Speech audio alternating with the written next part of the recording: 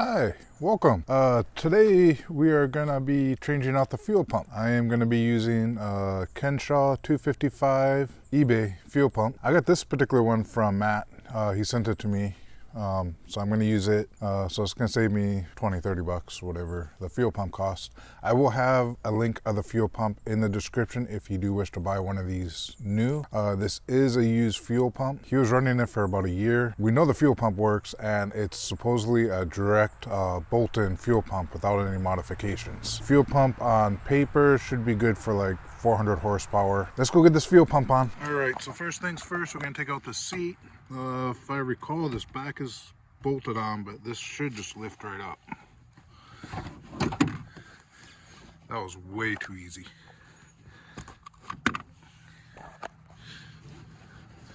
There we go, seat's out. Before I start taking that off, I am gonna take off the fuse for the fuel pump. So it is gonna be the third one over from the bottom. Just gonna pull this out. Fuse tap for the gauge, and it'll be right there, 15 amp. We can go ahead and crank the car. That way we get all the fuel pressure out of the line. That should be good. All right, so we gotta just turn these tabs right there,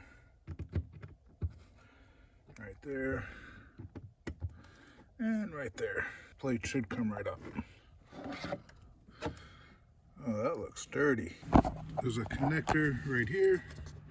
So we're just gonna go ahead and unplug that. So I got the sensor out. That can be moved out of the way. Next, I'm just gonna try and wipe this down real quick before I take it out. So I don't want any debris falling in the gas tank. So I got it just kind of wiped down real quick.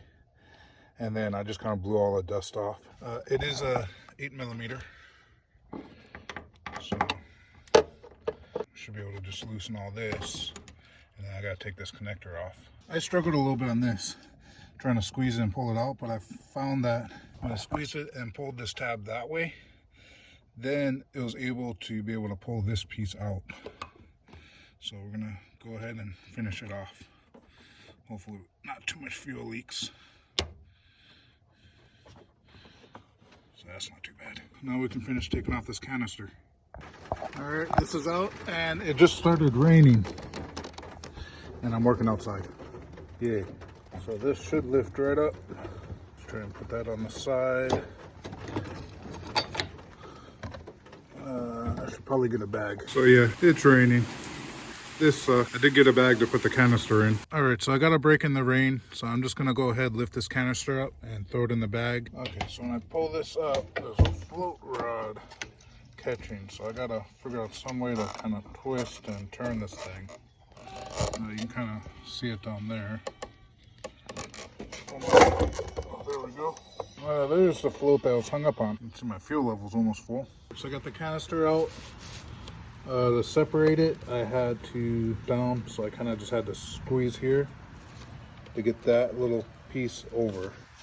There we go. All right, so the canister, I'm gonna go ahead and put it on the side. So in order for this to lift up, these cords gotta be either disconnected, or just easiest is probably gonna be just doing this. Disconnect that. This looks like it's probably just held on. There we go. Push that in. Push that in. I'm assuming this is gonna pull right out. Yep. There we go. Now we're getting somewhere. All right, so the next step is I either got to get that connector disconnected, or I'm gonna have to cut that zip tie. What I ended up doing was disconnecting the connector.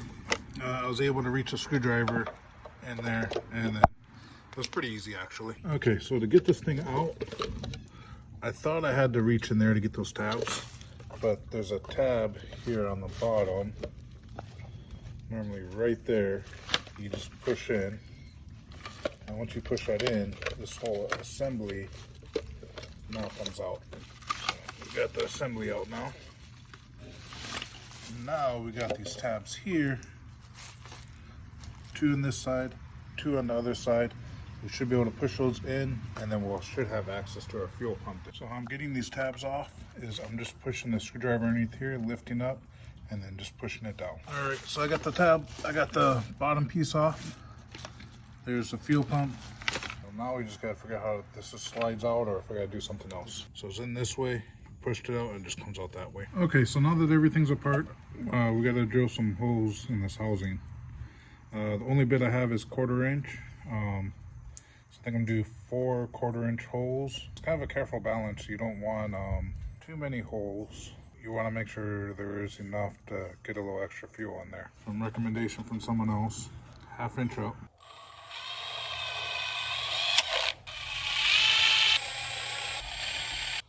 There we go.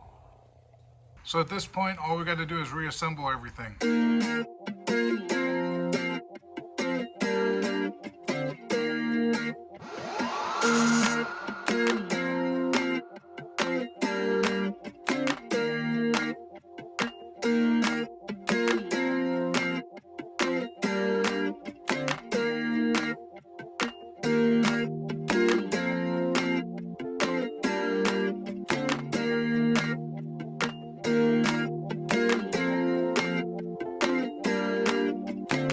So I just dropped it back in there.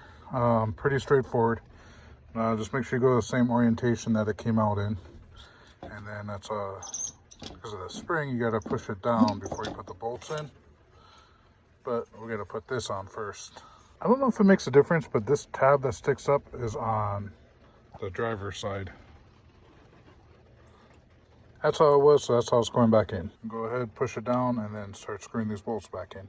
All right, so I got all the bolts back in. I plugged in the fuel line, plugged in the connector, and this just goes back into place. Of course, after this is gonna be the seat, which I'm not gonna film that because you saw how easy it was to come out. I'm not gonna record it, but don't forget to plug your fuel pump fuse back in. All right, so I just started the car, started right up actually.